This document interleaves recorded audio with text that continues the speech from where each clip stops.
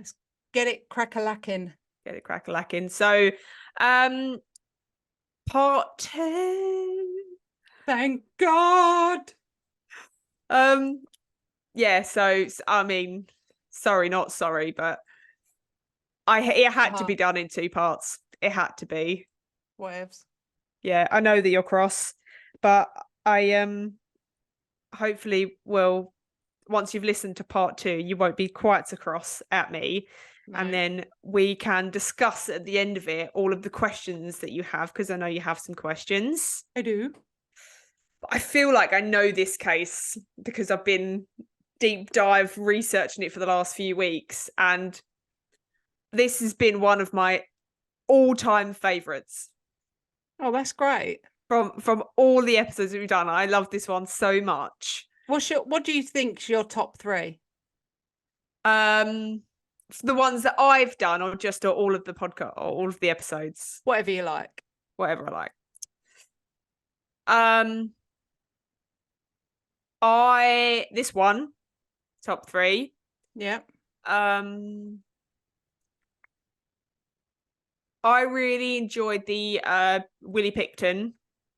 Yeah. Strangely enough, that's also one of my favourites. Yeah, Willie Picton. And it's hard to pick another one. I know there's a lot.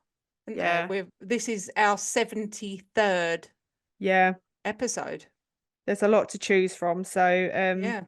But no, I'd like to hear what other people's top 3 are. Yeah, I would as well. Yeah. I was thinking that. I'd like to know maybe what people's favourite one of yours is and what their favourite one of mine is. Yeah.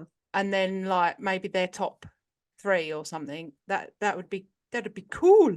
Hit us up. Also, oh my goodness, I forgot to tell you, there is now an option for people when you go on the podcast to listen to it, in amongst the down the bottom at the description, there is now a link. Okay. And that link, if you press it, will send a text message to Kate and myself. Oh. So it's called fan mail. So you don't even have to email us. You don't have to go on our social media. You can click on that link and type whatever you want to type, and it sends it to us. So let us know what your top 3 Oh, yes, please. Yes, please. That's so cool. I didn't know that was a thing. Yeah. It's a new thing on Buzzsprout, and I've included it on there. So it comes up as fan mail. So you can get in touch directly to us, and then we will reply back. Can we, what happens if we reply to the text message? Does it go? I have no idea yet. Right. We'll see. We'll see. I don't know. Yeah. That's so cool. That's so cool. I love that. Let us know your top 3 so far. Yes, please. Don't send me anything scusty, so. No. Only good. Yeah. Things. Well, I've got a random blam for this week, and I'm excited about this random blam. So. Oh, okay. In that case. Random blams. Go.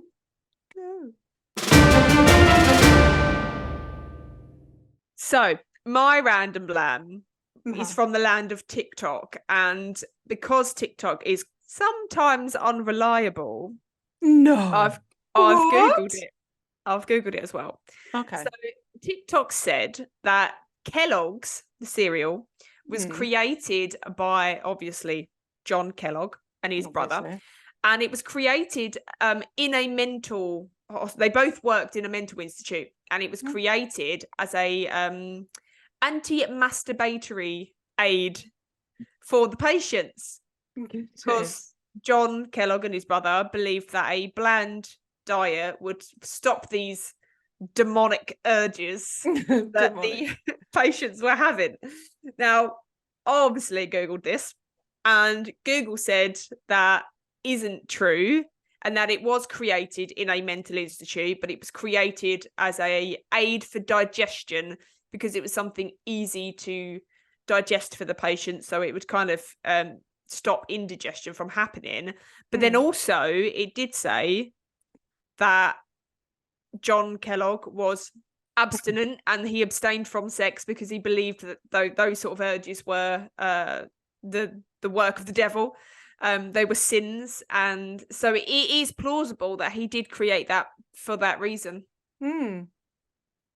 So maybe he thought, well, this is a bit of a 2-for-1, you know. If you're finding that you're eating Kellogg's for breakfast and your sexual urges are declining, then maybe there's something in it. Yeah. Stop eating Kellogg's. Yeah. Or start eat, you know, if you're a bit too rowdy, then include it in your diet. If it's all getting too much for you, maybe just have a bowl of Cocoa Pops. Gotta have a Cocoa Pops. Cocoa Pops, calm your tits down, love. Your partner's coming on to, instead of going, oh, I've got a headache, go take a bowl of Kellogg's, for God's sake. Pipe down, have a bowl of Kellogg's. Shut up and eat these shreddies, and then we'll talk. I love that you've included every single cereal. Special K, mate. Special K. Good Lord. Well, that's my random blab. Oh, that was good. I've forgotten mine now. I was thinking about Scusties and cornflakes.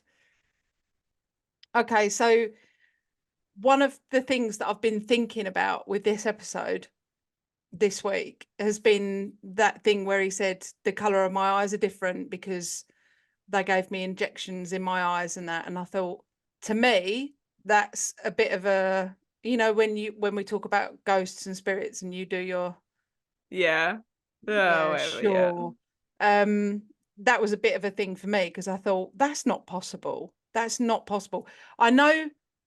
And then I started thinking about, you know, when people like have their eyes tattooed, and that's like pretty much injecting dye, but it changes. And I thought, well, maybe on this one occasion, maybe I am wrong. Maybe it is possible to change your eyes. And then I thought, surely not. What am I Check saying? Yourself. Who am I? Wrong. So my random blam is about eyes, and it says, and this has come from Google, one eye, just one eyeball, consists of more than 2 million working parts. Eyes are incredibly complex, highly productive and resilient organs that can adjust to different conditions and environments immediately. Good job, guys. So smart. Well done, my eyeballs. Great job. I made these. I don't think you made them. I think I made them. Parents I grew them myself. Right. I was like that. And they went pop, pop. Yeah, I mean, I've got big eyes, so maybe I overshot it a little bit. and a personal random blam, if I squint my eyes like this, I look like one of the black-eyed kids. You really do. It's unnerving to look at. Yeah. Is that better? That's much better. I can see the whites of your eyes. Yeah. All of the whites. Oh, look. You can see the whites all the way around. Can you do that? I mean, I don't know. See that? I've got big eyes. Yeah. It's hard to look at your own eyes because, like, if you're looking at yourself versus looking at the camera, your view's different. So, anyways.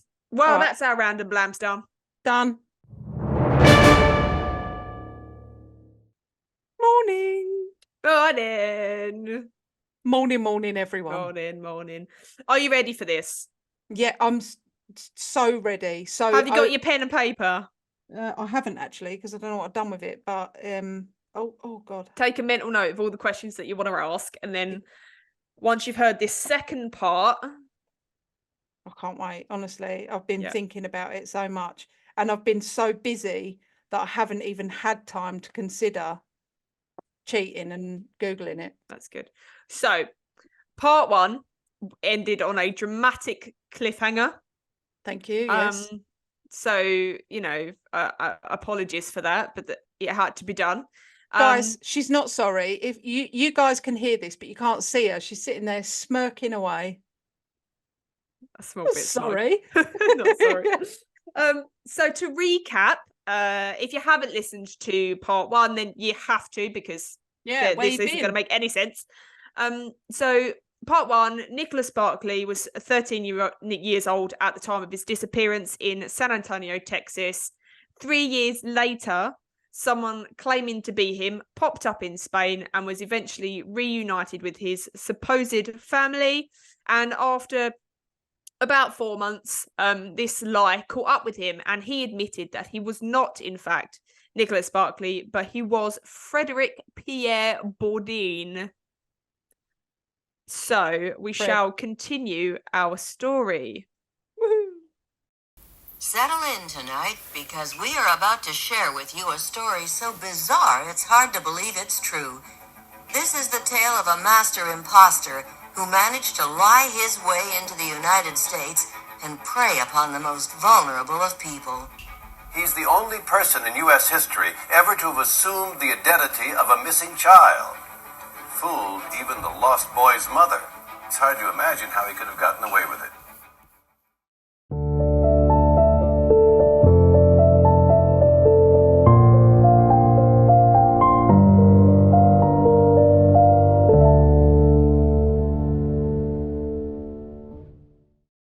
So before he was dubbed the Chameleon, for reasons that I will explain in this episode, he was Frederic Pierre Bourdin, the illegitimate son of Ghislain Bourdin.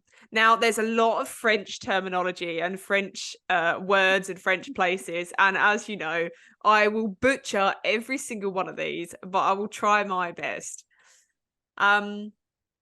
So Frederic's mother, Ghislaine Bourdin, she was an 18-year-old woman living in a suburb of Paris. And he was born on the 13th of June, 1974. And for those keeping note, the 13th of June just happened to be the date that Nicholas Barclay was reported missing. Just a strange coincidence. Ghislaine had met Frederic's father at the margarine factory that she'd worked at. And he was much older than her, and he was also Algerian. And after she fell pregnant, she found out that he was actually married and had children already. So she never told him that she was pregnant. She quit her job and she never saw him again. So Frederic never knew anything about his father, other than the fact that he was Algerian. And it was a fact that he hated. He hated that he had inherited his father's dark hair and tanned skin. And he stood out amongst the other French children because they were all very light-skinned and fair. And he was often ridiculed by the other children. He was bullied, and parents also wouldn't let their children play with him because he was part Algerian. Mm. And he lived with his mother until he was 2.5 before social services intervened at the request of her parents.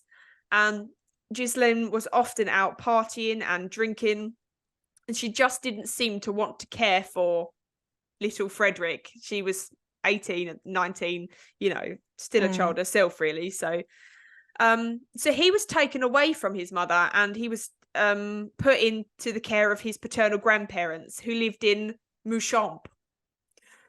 And it looked as though his life living with his grandparents wasn't much better, because it turns out that they were actually very racist. Oh.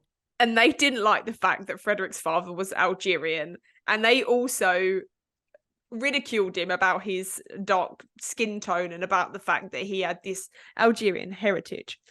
So he was an outcast in the village. He wore secondhand clothing from charity shops. He didn't have a father in his life, and he didn't have a mother in his life. He was living with his grandparents, and he just didn't fit in. And kids, they will hone on in on these differences. Anything that makes you stand out a little bit, a child will pick up on. So yeah, they'll find anything, won't they? Yeah. So Frederic was bullied quite heavily. But while he was at school, he started making up stories as to why he was fatherless. And he told the other children that his dad was a British spy working overseas. And these stories were very, very embellished. And his teachers remarked that he was actually a very bright and very captivating child. And he had an extraordinary imagination. And he would create his own fantasy worlds in comic strips. He was a fantastic artist, so he would be very, very creative in these, in this world that he was creating for himself.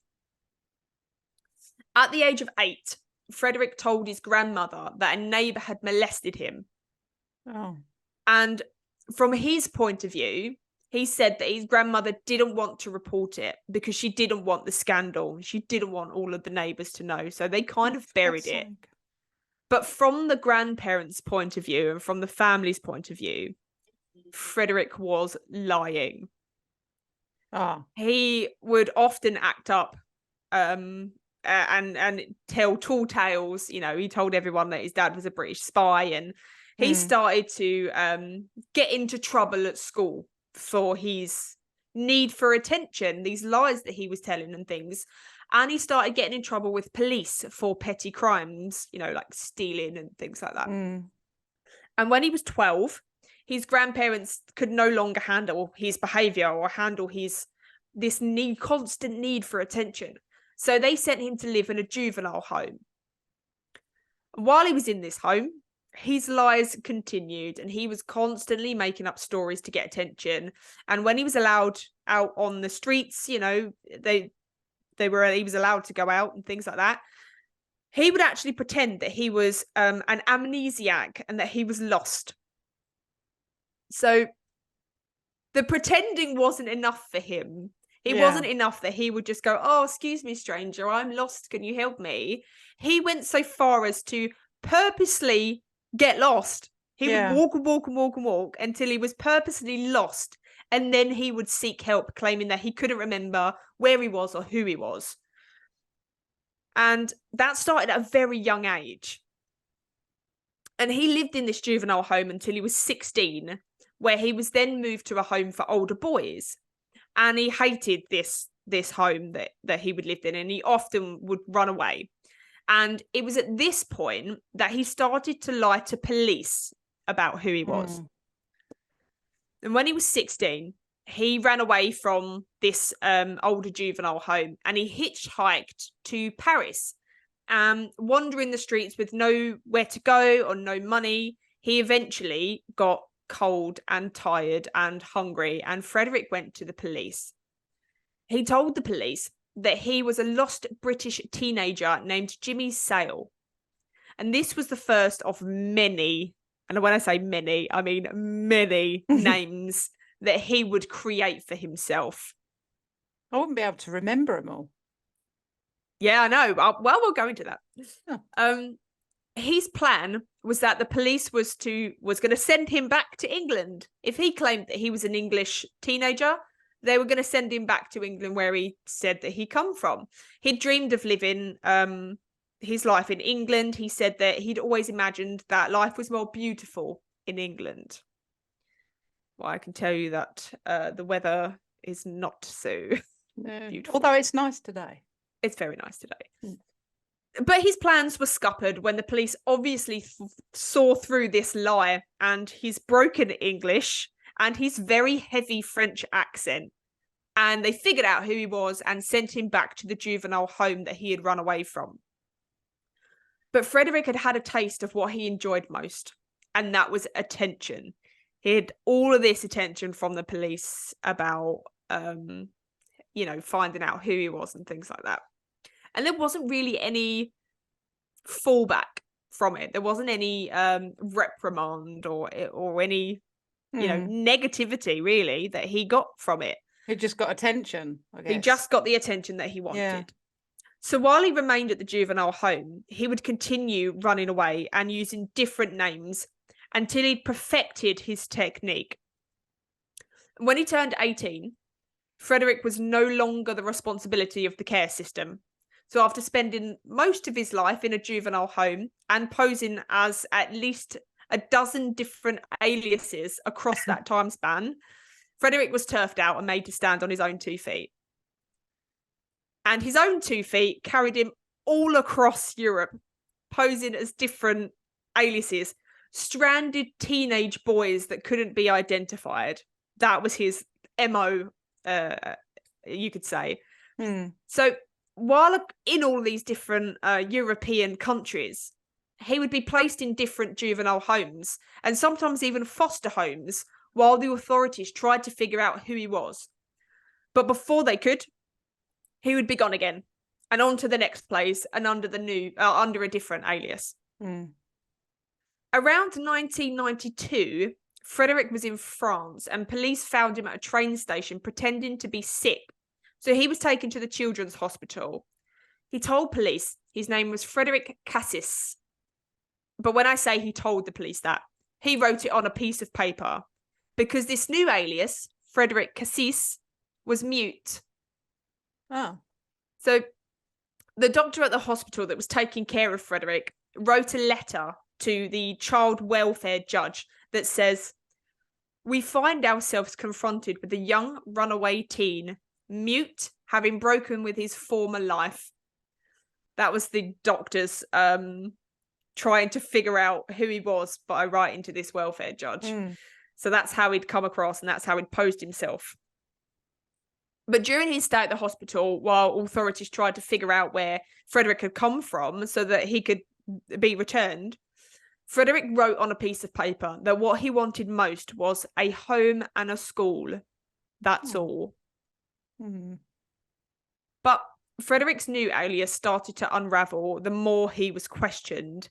And before he could be caught out, he confessed his true identity. So that again was his MO. Before he would be caught out, he would fess up. "Oh, I'm not really this person. I'm somebody else." Mm. That he would pose for as long as he could as this newest character. And when it seemed that the jig was up, he would confess and then be on his way. And it was almost as if the confessing part was just as thrilling as the lie, because he would get more attention. Yeah. Why would you pose as this person? You know? Yeah. He's like, it's all mounting up to like, when are they going This to grand find out? reveal. And yeah, this big reveal of like, ta-da! It's not really me. Mm-hmm. And also, I think that it fed into his ego. He's fooled these people for weeks and weeks and weeks, and all of a sudden he's gone, "Ha-ha, gotcha! I'm not really this person." Yeah, idiots. But in 1993, he tried a similar guise, and he was found by a fireman lying down in the middle of a French street. A poor, orphaned, mute teenage boy. So perplexed were the authorities that they asked the newspaper to run an article. And the article headlines read, "Where does this mute adolescent come from?"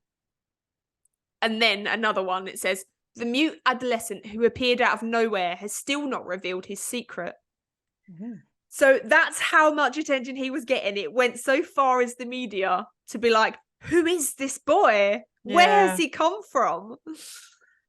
And when it seemed that the jig was up, Frederic attempted to run away, but was caught quite close by, because the only reason he was caught then was because he had run away and he tried to pose as another mute teenager. And they went, "Actually, I've heard a story about that recently." And it kind of came about that it was the same person. So once he was caught and he fessed up to who his real identity was, the newspapers ran another article that read, "The mute of Auch speaks 4 languages." Oh. Yeah. 4 English, languages. 4 languages, very multilingual. And that's how he, one of the detectives actually said that when he was Spanish, he became a Spaniard. When he was English, he became English. He was very good at impersonating these things, spoke loads of languages. But for Frederic, impersonating someone wasn't enough. He wanted to become that person. When he was asked in later life why he didn't just become an actor, he literally said, "I don't want to play someone else. I want to be someone else." So when creating these identities, he would first come up with the idea of a person that he wanted to be.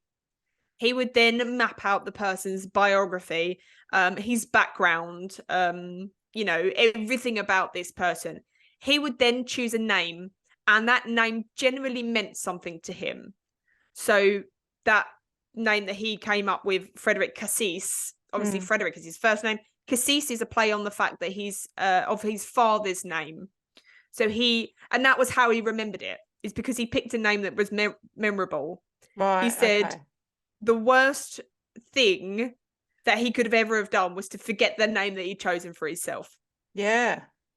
So he always made sure it was something that he would remember. So once he'd chosen his name, he would then tweak his appearance to match the person that he'd created. And he would shave his face or use hair removal cream because he was dark. So he would be quite hairy and things. And so he would make sure he got rid of all of that. He would pluck his eyebrows, cut his hair, and he would always wear big baggy clothing. And he always made sure to have big baggy clothing covering his wrists, because he said if his wrists were covered, it made him appear smaller. He would then really got all into it, didn't he? He got so into it. Yeah. He would then pretend to be an authority figure or a tourist, and he would go to a phone booth and he would call the police, saying that he'd stumbled upon a teenage boy in distress. And that was the key part, because no one would question a child that was in distress or that looked scared and frightened. So he would tap into people's sympathy, because why would somebody pretend to be a frightened teenage boy? But also, by tapping into people's sympathy, he would also tap into their ego. No one wanted to be the person duped into falling for this seemingly obvious man pretending to be a teenage boy. You know, you're a police authority figure and you're taking in this child. Don't worry, you know, we'll care for you. We'll find your parents. You don't need to worry. And actually, he's not much younger than you. Yeah. And he's like completely fooled you. So by the mid-90s, Frederic had gotten himself quite the rap sheet for lying to the police and for magistrates. And so his fingerprints were taken and recorded with Interpol so that it would be easier to identify him in the future should he continue to come up with new identities. Goodness. And for those that don't know what Interpol is, it's basically like a worldwide police. It polices like 196 countries or something like that. So Frederic knew that if he was going to continue his charade of pretending to be someone other than himself, Frederic Bourdin, he would have to do something drastic. So one day, the mayor of Mouchamps, which is a village in France, and apologies if I've butchered that. Is it? Received a call from German police saying that Frederic's body had been found in Munich. And his family were informed, and his mother was devastated, and his nan and granddad were quite rightly upset. And they waited for Frederic's body to arrive back in France in a coffin. But that day never happened. Frederic's body had never been found because he wasn't dead. On October 1997, a 23-year-old Frederic phoned the police in Linares, Spain, posing as a tourist. He said that he had come across a terrified teenage boy. He said that the boy appeared to be about 14 and that he wouldn't speak a word to him. Police arrived at the phone booth in Linares. The Frederic tourist was gone, but they found the Frederic teenage boy in distress. And he refused to utter a word to the police about who he was or where he'd come from, eventually stating that he'd been sexually abused, but nothing more. The police sympathised with him, but couldn't keep him, so he was transferred to a local children's home where he was questioned more. And soon, people's sympathy started to wane because they needed answers as to who this boy was, because of his refusal to name himself or to give any details about where he'd come from. He was handed to a child welfare judge, and the child welfare judge gave him 24 hours to prove who he was. Otherwise, they were going to photograph and fingerprint him. So knowing that if that happened, he would be outed and probably go to prison because he was an adult with a rap sheet, he needed to come up with a plan to get out of this situation. And this time, he couldn't run away.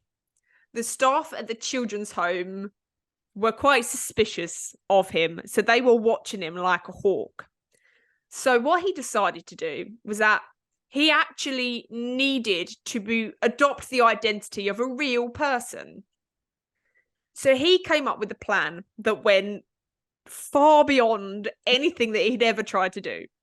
And he told the staff at the children's home where he was staying that he would tell them exactly who he was. But first, he wanted to phone his family. And his family lived in America. And the time difference meant that he would have to phone them when it was the middle of the night in France. So he was allowed to spend the night in the office with access to the telephone, unsupervised. What? So he decided that he rather liked the idea of living in Seattle. He'd always dreamed of living the carefree American lifestyle. So while alone, unsupervised in this office, he phoned the local police station in Seattle and introduced himself as Officer Jonathan Dorian. He told the police that he'd come across a teenage boy in Spain speaking English, but with an American accent, but that the boy hadn't given a name. So he was put through to the National Center for Missing and Exploited Children in Alexandria, Virginia, where, speaking to a woman that worked there, he gave the same story and was asked to give a description of the boy that he'd found. So he reeled off his own description. Short, slight, prominent chin, brown hair, and with a gap between his teeth. So the woman on the other end of the phone searched through the hundreds of missing American children before stopping at one. She told Frederic that the description he had given matched a teenage boy that had gone missing from San Antonio, Texas 3 years ago. She thought that the teenage boy that he had found in Spain was actually Nicholas Barclay. So Frederic asked if there was any other information that she had on Nicholas Barclay. He wanted to make sure that this was the boy, that he was identifying the correct boy. So the lady said that she would send a copy of the missing person flyer out first in the post, first thing in the morning, but in the meantime, would fax him a copy at the children's home in Linares, Spain, where Frederic was hiding out in this office in the dark of the night, pretending to be Officer Jonathan Dorian. So when the grainy black and white image came through, it was such poor quality that most of the writing on it was actually illegible. But nevertheless, Frederic looked at this photo of 13-year-old Nicholas Barclay and thought that he looked enough like the boy for it to be passable. He said, after all, the boy had been missing for over 3 years, and in that time, his appearance would have changed. So he said to the woman on the phone, "Great news. I have Nicholas Barclay stood right next to me." So she gave him the number of the San Antonio Police Department, who was in charge of the investigation for the disappearance of Nicholas Barclay. And Jonathan Dorian proceeded to contact them, and using information that he'd actually received from the lady at the Center for Missing and Exploited Children, he declared that Nicholas Barclay was no longer missing. He had Nicholas Barclay. They'd found him in Linares, Spain. But Frederic didn't fully grasp how big this situation was about to become. The police at the police station in San Antonio, Texas, needed to contact the FBI to investigate this Nicholas's disappearance and his sudden reappearance. Where had he been all this time? And they also needed to contact Nicholas's family. So Frederic came out of the office where he'd been holed up for hours and eventually came clean to the staff at the children's home. And he told them that he was Nicholas Barclay and he'd been missing for 3 years and that he'd just contacted his family to tell them that actually he was okay. The next morning, a letter came addressed to Jonathan Dorian from the Center of Missing Children. And Frederic was quick enough to be able to intercept this letter before any of the staff were able to see it. And he tore it open, and inside was a full detailed colour picture of the missing persons flyer for Nicholas Barclay. and it showed the boy with blonde hair, fair skin, blue eyes, and visible now on this new colour high definition picture was a very small tattoo on Nicholas's hand, and it's either the letter T or a cross. Sources differ as to what this tattoo is. Right. But whatever it was, Frederic did not have this tattoo. Neither did he look anything like Nicholas Barclay. So the staff that morning also told Frederic that the US Embassy was on their way to meet with him and that his family were on their way to come and get him, or they were putting in plans for all of this stuff to happen. And Frederic, of course, panicked. And he tried, shit his pants. And he tried to run away, but was caught. So he only had one option now. He needed to become Nicholas Barclay or go to prison. Yeah. So armed with this photo of Nicholas, he went to the bathroom and bleached his hair blonde. He devised a story that would account for the fact that his eyes were not the same colour. And he created this story that would account for the fact that he had a French accent. So if you remember, he told everybody that he wasn't allowed to speak English the whole time he was captured. And he also had a dye injected into his eyes. That was his story. And he also sought out another teenager at the home that could do tattoos with a needle and pen ink. And he got a tattoo just like the one Nicholas Barclay had on his hand. It wasn't a great replica, but it was better than not having it at all. And he then burned the copy of the flyer in case anyone found it. In several different sources, this piece of information is stated, but it's unclear how it came about. But Frederic ended up alone in the office again with the telephone when a phone call came through from Nicholas's older sister, Carrie. He pretended he answered the phone and he pretended to be Jonathan Dorian. And he told Carrie that he had Nicholas sitting right next to him. So he handed the phone over to him and his sister said, "My God, Nicky, is that you?" And after a long pause, Frederic replied, "Yes, it is me." And he ended the call by asking her to please come and take him home. And that is exactly what she did. When she was due to arrive, Frederic donned the biggest, baggiest clothing he could find.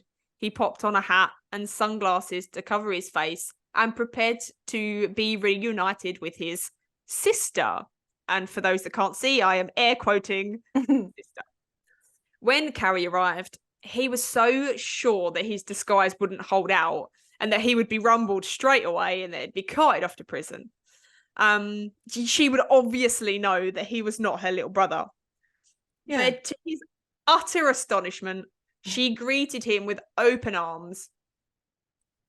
She had brought with her photos to show him of their family members, and he kept quiet and allowed Carrie to do all the talking, telling him exactly who each person in the photo was.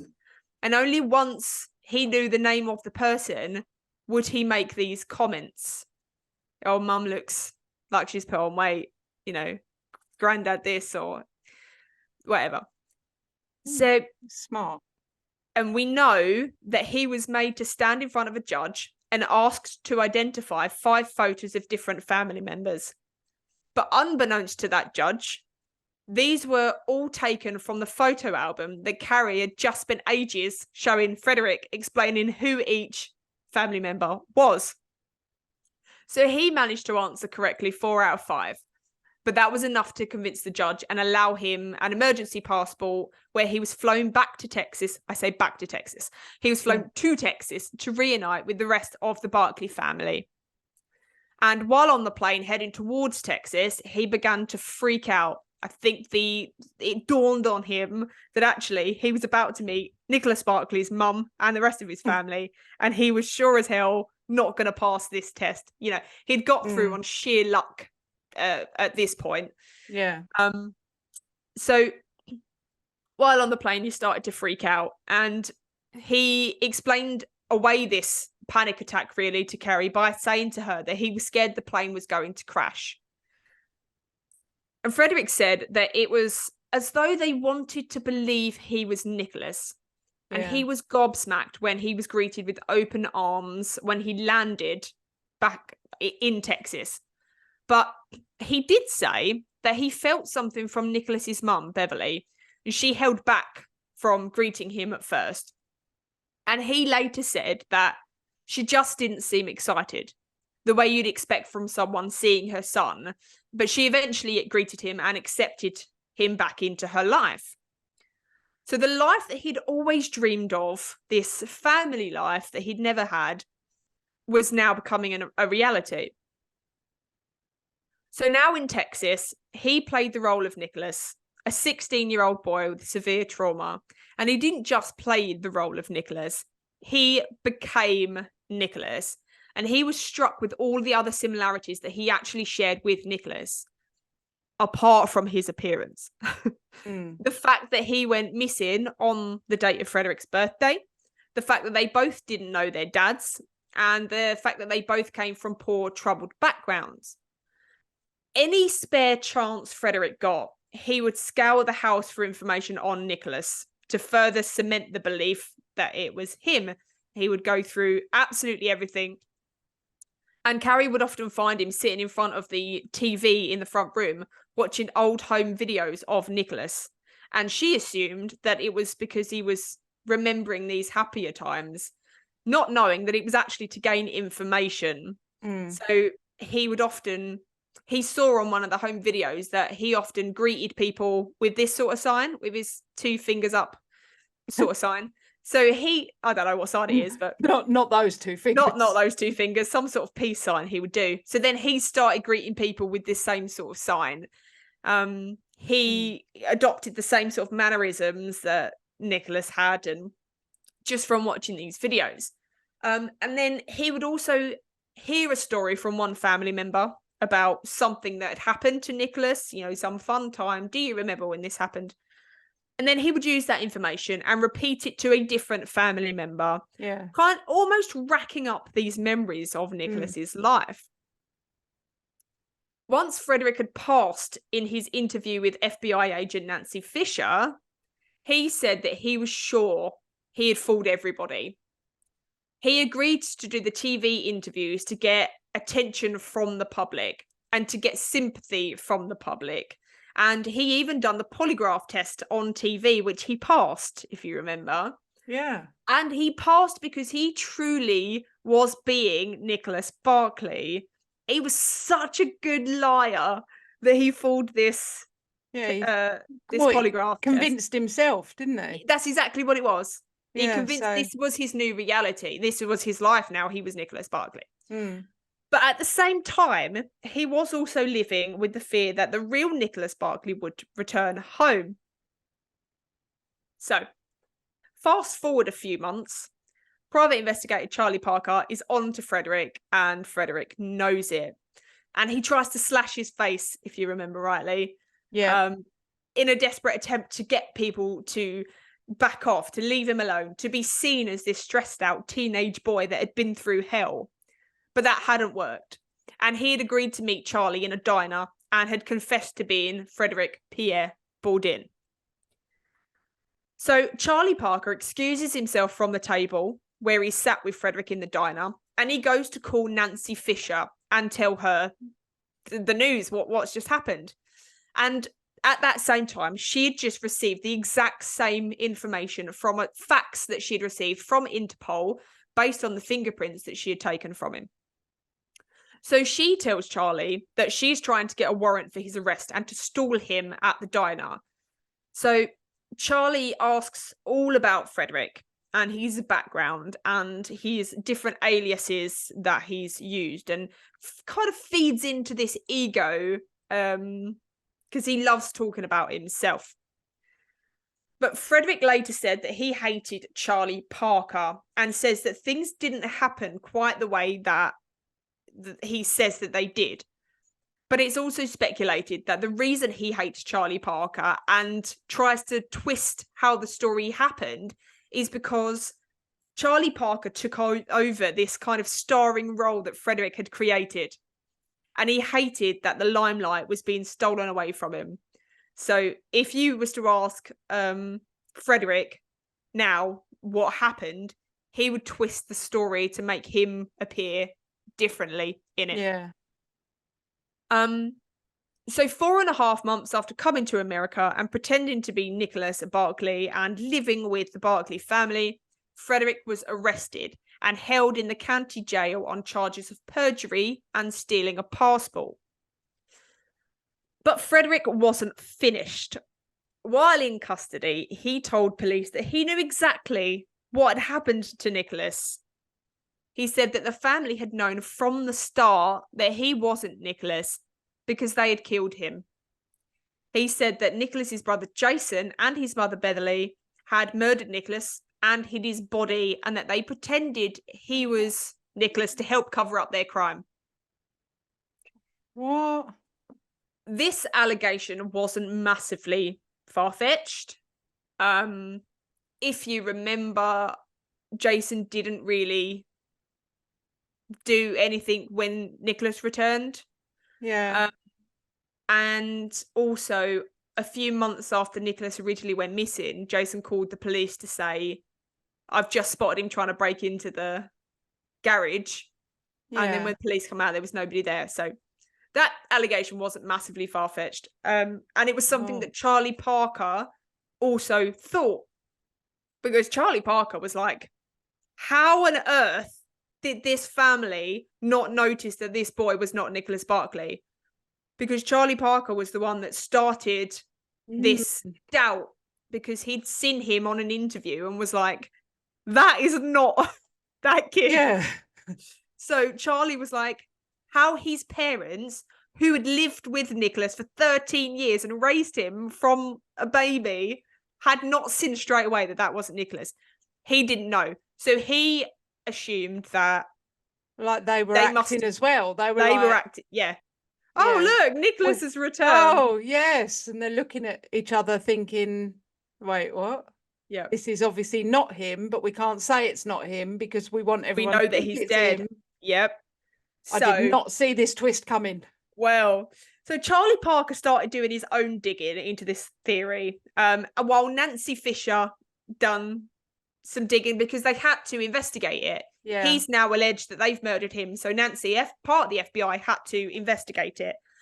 So she asked Nicholas's mother Beverly to take a lie detector test to prove her innocence. When asked if she knew of her son's Nicholas' whereabouts, she said no, and she passed. Oh. But Nancy wasn't convinced. So she asked Beverly to take another test. And when asked if she knew what had happened to her son Nicholas, she said no. And she passed. Oh. But something still wasn't sitting right with Nancy. No, me either. So she conducted a third polygraph test. Yes. To which the results came back a conclusive fail. But Nancy attributes this to the fact that Beverly had been on drugs the first 2 times, and that's why she had passed. And the last polygraph test, Beverly had been clean. She'd been off drugs. And she says that's why she then failed, because the drugs didn't mask how she was genuinely feeling. But Beverly says that actually she did lie on the last polygraph test, which is why it failed. But she didn't lie about knowing where Nicholas was or what happened to him. She'd lied about a question to do with stealing. Right. Jason was also questioned. Nancy said that he came across as if he just didn't care. He hadn't met Nicholas when he arrived back in Texas, and it had taken months before he eventually met with him at the barbecue. And then when he did meet there, if you remember from part 1, I do. He didn't, say anything to him. He didn't embrace him. He just took him out of the bag, handed him a gold chain and said, good luck. Good luck. Yep. So he told Nancy that he knew it wasn't Nicholas, but that his family needed it to be him, so he didn't say anything.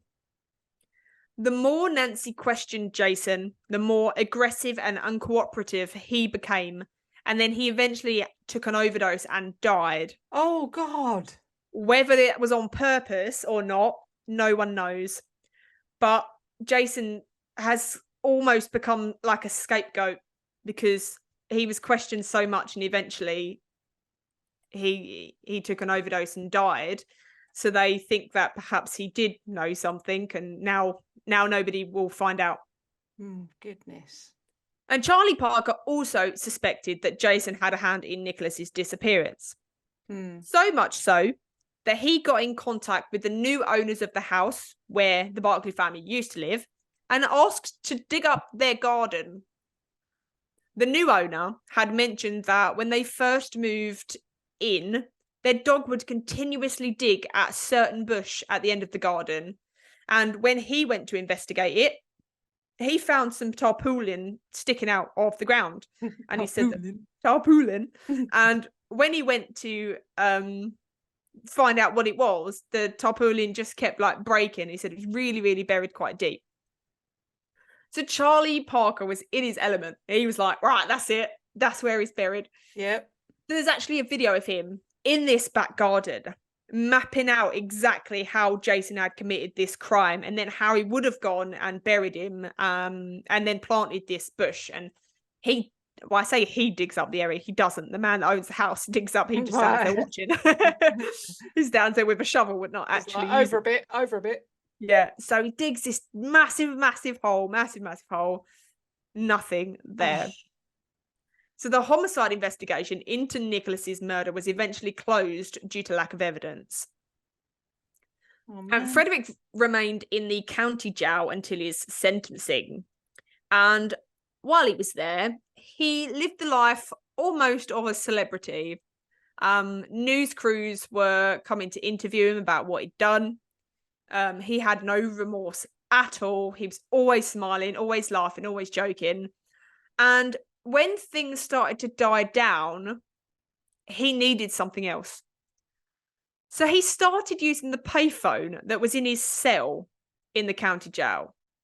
This bit, I've got no idea why or how, but first and foremost, I don't know why there's a telephone in his cell.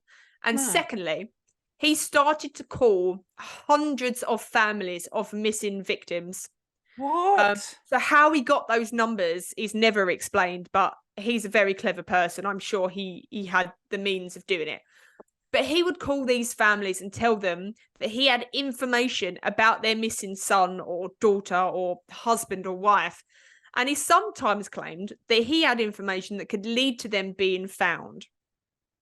He was a habitual liar. Somebody actually said that he told a lie 99% of the time, and maybe 1% of that was the truth. So there's a video that I watched, and he's in his county jail, and he's being interviewed by the media about these calls that he was making. And the reporter says to him, "Why did you do that? You didn't have any information, did you?" And he just goes, "No." He never explains why he does it or for what he was trying to get out of it. And in a later interview, he goes on to say that he did not give a shit about anyone but himself. He never took into account anybody else's feelings. All that mattered was himself. So Frederic was sentenced, and he spent 6 years in prison, a time that he said was a good amount, because he could have gotten up to 45 years. Once he was released from prison, he was deported back to France, where he was wanted for a 4-month sentence for insulting a magistrate. And once he was done serving his time, the 30-year-old grown man went back to doing what he was best at. In 2003, finding himself alone once more now that he was out of prison, Frederic found a phone booth and called the police, posing as a tourist and saying that he had a teenage boy with him. The boy was frightened and said that his name was Leo Bally. Leo Bally was a 6-year-old boy that had been missing. He went missing while on a camping trip with his father in France, and he had been missing since 1996. So at that time in 2003, he would have been 14 years old. Frederic was 30. Frederic was picked up by the police and looked after. He was cared for while pretending to be Leo Barclay until fingerprints were taken and the results came back and showed that he was not Leo.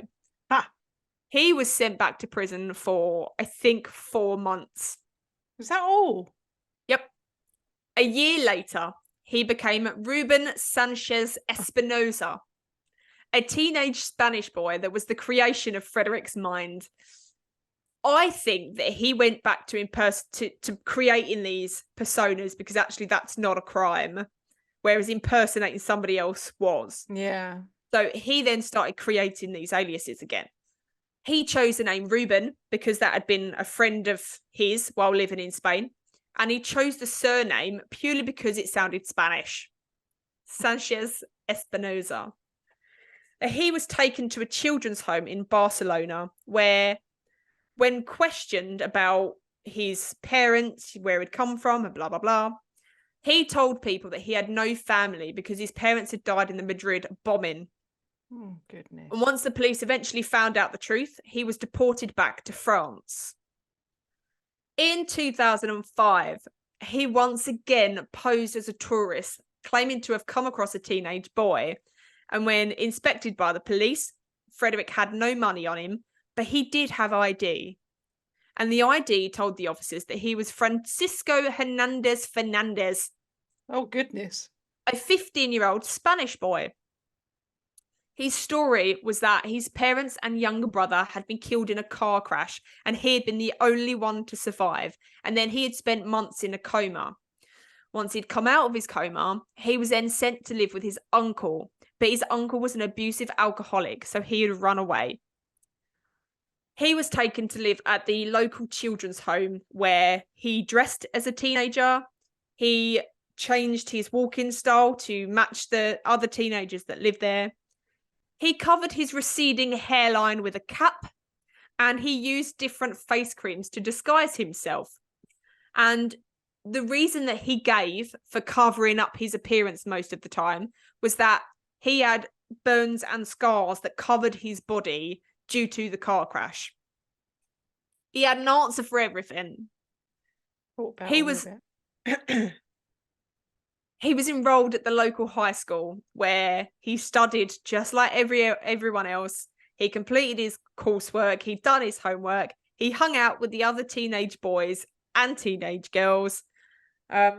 He was very popular at the home and at the school because of his confidence and his mannerisms. And he knew American idioms and American slang. And he was cool. But he was a 30-year-old well-traveled man. Not cool.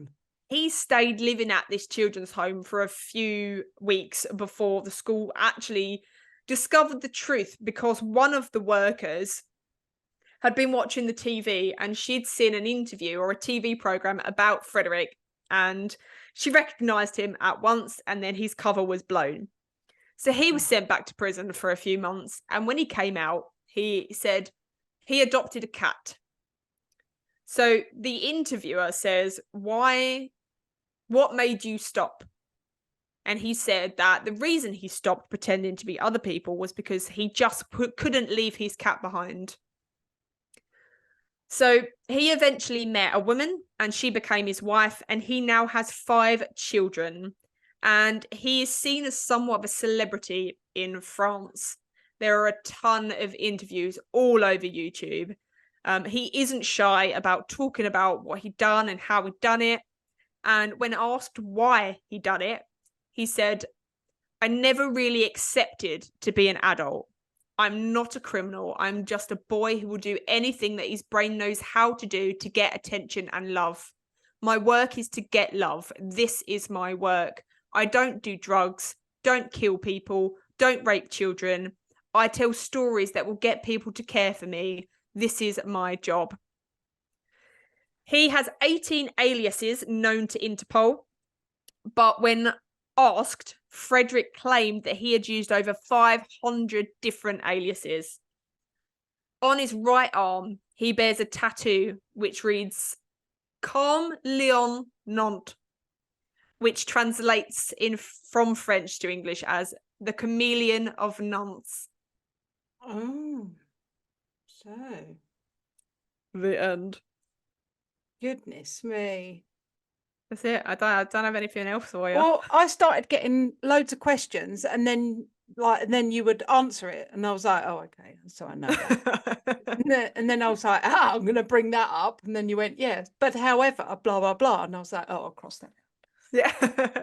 Oh, I'll ask her that. Oh no, cross that. No. It's just mind-boggling that. The thing that baffles me the most is that when you look at him, I will put a picture up on our social media side by side of these two characters, and his accent is so French. Yeah, that's really confused me. Straight away, you'd be like, "What?" Yeah, well, I mean, even if you had a really strong French accent from, only being able to speak French for 3 years or whatever, you would still be able to speak English and have your accent. I mean, I know people that, like my friend Lois, she moved to France. She lived in England, I think like Manchester, moved to France when, I want to say like around maybe 11 or 12, might have even been before that. She's been out there 10, 15 years. Like fluent in French, got the proper French accent when she speaks it. People wouldn't associate her as, someone that's foreign. They would associate her as someone that's French. Mm-hmm. But then when when she talks to me, she'll switch back to, obviously, to English, but she's still got like Manchester accent, and yeah, and she doesn't speak to me with a full thick French accent. Yeah. That's what the psychologist said. So in part 1, the psychologist that met with him said that if you are born and raised in a English speaking country, that part of your brain's development, that's cemented. You don't lose that. Yes, you can adopt a French accent, or if you go to live in Australia, you can pick up an Australian accent because that's what you tune into. That's what you're around all the time. But when you come back to your original speaking language or accent, that kicks straight back in, because that's what's stored in your memory. So but whether they just, I mean, I can't really put myself in their position, but if Hayley had gone missing and then come back 3 years later, I think a part of you would absolutely want to believe that person's absolutely. But then if you're doubtful, I think your own child, didn't you? Yeah, and 3 years isn't a huge. When he pretended to be the 6-year-old boy that had disappeared, and then at that time 8 years had gone past or something, so it was he would now be 14. That's a substantial amount of time to have changed from the age of 6 to 14. So you can kind of understand there would be a lot of differences there, and his mannerisms, whatever else, would be completely different. But 3 years isn't. So it baffles me. It's not long. And I just think, even if you thought, going from certain age to certain age, you would still see your child in that person, wouldn't you? You'd still be like, all right, their mannerisms might be different, but I just don't think that, I don't think you could. But the thing that I really need to know is what actually happened to him. Nicholas. No one knows. His disappearance is still a mystery. He disappeared and has never been found. So sad. The fact that his mum refused to get a DNA test is highly suspicious. It is. And what was the reason behind, like, the mum and brother in particular being a little bit at arm's length, So she said that in an interview she refused the DNA test. What she actually says is, I don't quite remember it like that. She said that she was, at the time, I can't remember how she put it, but it was something like she tried not to make any decisions. She was on drugs. She just didn't want to do anything. She wasn't in her right mind, is kind of how she put it. But the FBI agent Nancy Fisher says she threw herself on the floor and said, absolutely not am I getting a DNA test. You can't make me. Well, I think I rely on the FBI agent testimony more than yeah, exactly. Beverly's. And I think, looking it as if she's completely innocent, like the mother, and she doesn't genuinely know anything or anything like that.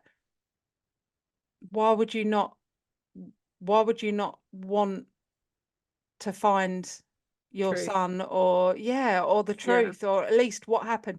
Or maybe you just wouldn't be able to handle it, and this kid's turned up, and you think, and then you kind of have to go through the fact of losing him all over again. Yeah, and it's like a bit of denial therapy. Do you know what I mean? Yeah. Where you can think, if I can convince myself that this is Nicholas, then. But she even from the off, when he returned, she went, oh, he can stay at yours, Carrie, because I work nights and I don't want to leave him by himself. If my daughter had been missing for 3 years and then I thought she'd been dead all that time and then she turned up, I'll quit in my job, man. Yeah, nothing else would matter, would it? No. Yeah, I would not let her out my sight. Yeah, it sounds like there's definitely something suspicious. She's in an interview, Beverly said, if Jason had something to do with it, then I didn't know. Is her words. Why would you say that? If, like, you said if Jason did kill him, then I didn't know about it. So you wouldn't say that if there was no chance that that's what had happened. You wouldn't be like, well, if one of my kids killed one of the other kids, then it's not my fault. I didn't know. I didn't know anything about it. You'd be like, I'd be like, why would you think that he done it? What's pointing you towards that? Well, that's how Carrie is. So Carrie is very much like, come to me with some evidence, with one single shred of evidence that any of my family members are involved, and I'll consider it. And she said, why would we? She said, we were the only people that looked for him. Nobody else looked for him when he disappeared. It didn't make headlines. It wasn't like a big thing. We were the only people that searched for him when he went missing. Why would we do that if we knew he was dead? Maybe she doesn't know anything about it. That's what I think. Yeah. If you watch, so there's a documentary called The Imposter, and I could only find it on YouTube. It's an hour and something long. It's like a film documentary, and it's fantastic. And Frederic speaks in it all the way through, and it's kind of not narrated, but he's a very big part of it, and he's very honest about what he done and why he done it. And if you watch the interview, if you watch the interviews between Carrie and Beverly, there is a massive difference in their demeanor. Okay. So, all right. Well, we'll all look for that, and we'll give it a watch. Yeah. Won't we, guys? Yeah. But there you go. And shout out to Kelly, because Kelly is the one who brought this case to my attention.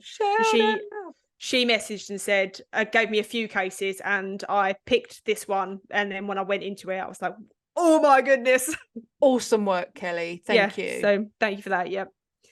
But that's it, part 1 and part 2. And any questions, don't forget, click the link in the description. You can just text, it literally will just text us. So that's so cool. Who's going to be our first text? Does it send it to me and you like simultaneously? Yeah, it should do. Ooh. Yeah. Who's going to text first? Yeah. All right, well, we'll catch you on the next one. Brilliant. Thanks, guys. Thanks, Sarah. That was awesome. See you on the next one. Bye. Bye. If you have enjoyed listening to our episodes, make sure you rate us and leave us a review on whatever platform you are listening. We absolutely love hearing from you guys. So you can also help support our show by donating to our Buy Me a Coffee link. We will make sure that you get a massive shout out and a big thank you in our next week's episode. You can also follow us on social media at Perplexed Podcasts. We're on Facebook, Instagram, and if you want to see more videos and blooper reels, subscribe to our TikTok and YouTube channels. You can also email us your stories at perplexedpodcasts@gmail.com. And you can find all the relevant links in the episode descriptions. Thanks for listening. Bye. Bye.